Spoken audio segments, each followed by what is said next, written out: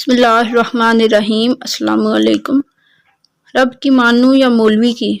پنجاب کے کسی دیہات میں ایک ہوبرو قادیانی لڑکی شادی کے لیے ایک فوجی آفیسر کو پیش کی گئی۔ فوجی آفیسر نے شادی کی حامی بننے سے پہلے ایک شرط رکھی کہ وہ کبھی بھی قادیانیت قبول نہیں کرے گا۔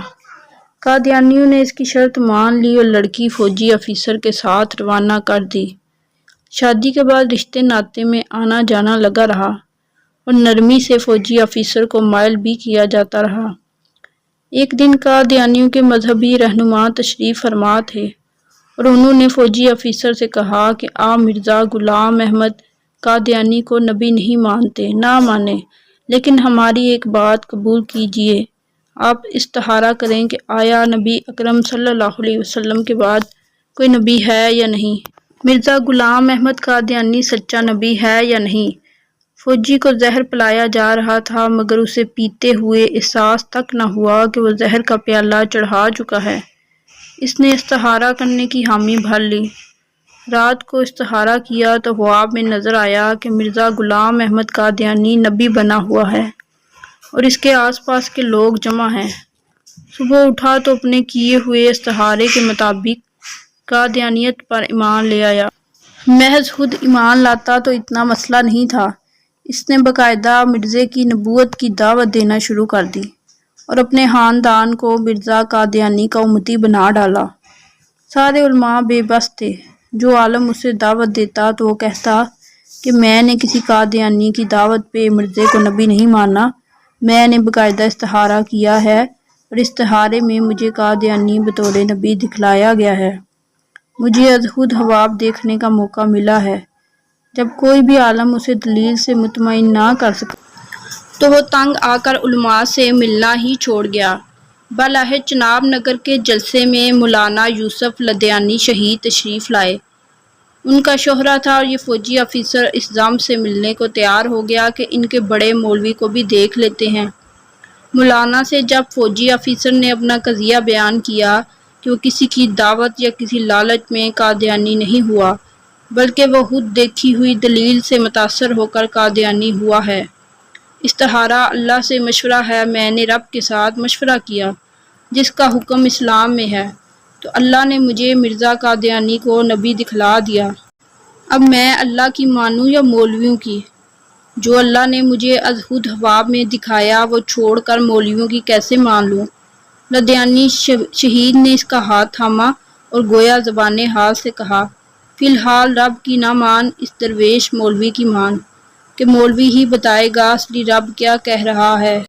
مولانا گویا ہوئے اور کہا، جب تم نبی اکرم صلی اللہ علیہ وسلم کی ذات میں شک سے گزرے تو مسلمان ہی نہیں رہے۔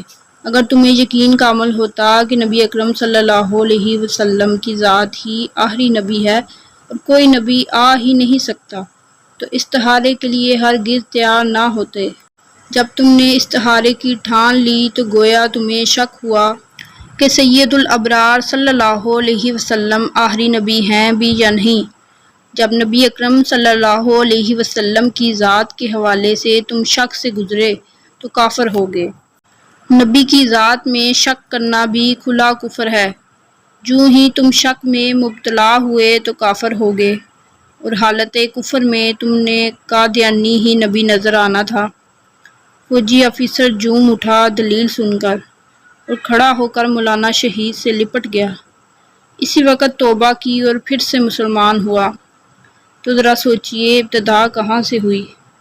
کیسے اسے سید الابرار صلی اللہ علیہ وسلم کی ذات کے حوالے سے شک میں ڈالا گیا اور انجام کیا ہوا؟ امام اعظم ابو حنیفہ نے یہی تو کہا تھا کہ بنا کسی دلیل کے ختم نبوت پہ ایمان لے آؤ، جو سوال کرے گا وہ کافر ہو جائے گا۔ سوال شک کی بنیاد پر کیا جاتا ہے اور نبی اکرم صلی اللہ علیہ وسلم کی ذات میں شک کھلا کفر ہے۔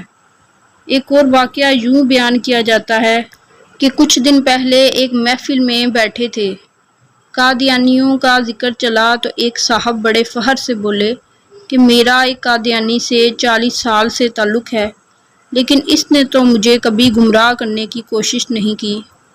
وہاں ایک بزرگ بھی بیٹھے تھے، انہوں نے کہا کہ قادیانی ہو اور کسی مسلمان کا ایمان نہ لوٹے، ایسا ممکن نہیں۔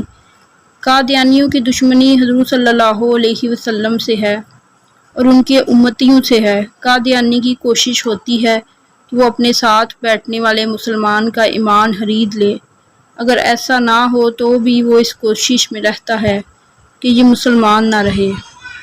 جب اس سے پوچھا کہ قادیانی نے کبھی کوئی سوال کیا تو کہنے لگا بہت سال پہلے ایک سوال کیا تھا، لیکن اس کا جواب نہ دے سکا۔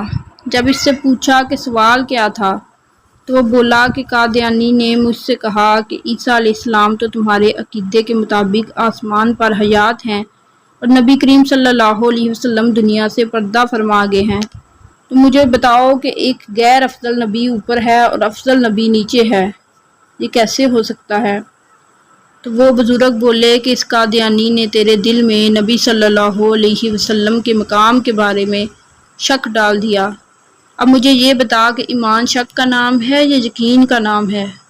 تم کہتے ہو اس نے کبھی کچھ کہا ہی نہیں، وہ تو تیرا ایمان ہی لوٹ کر لے گیا اور تجھے علم بھی نہ ہو سکا۔ تو شخص بولا کہ بزرگوں اس کا جواب کیا ہے؟ تو وہ بولے تم نے ترازو دیکھا ہے؟